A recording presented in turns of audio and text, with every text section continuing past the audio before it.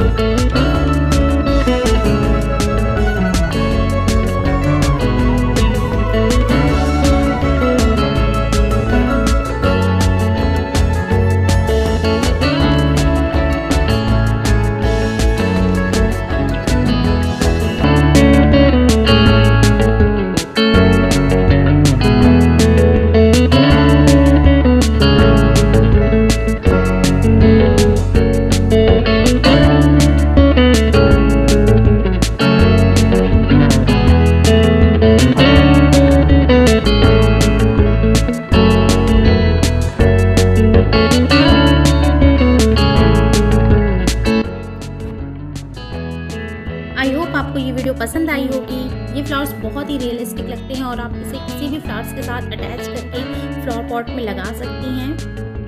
ये देखिए मैंने इसे फ्लावर पॉट में लगाया है। ये फ्लावर पॉट मैंने बॉटल से बनाया है, वेस्ट बॉटल से। और अगर आप चाहती हैं ये वीडियो देखना तो मैं इसकी लिंक डिस्क्रिप्शन बॉक्स में डाल दूँगी, या फिर आप मेरे चैनल में जाके भी वहाँ से देख सकती हैं। Thanks for watching.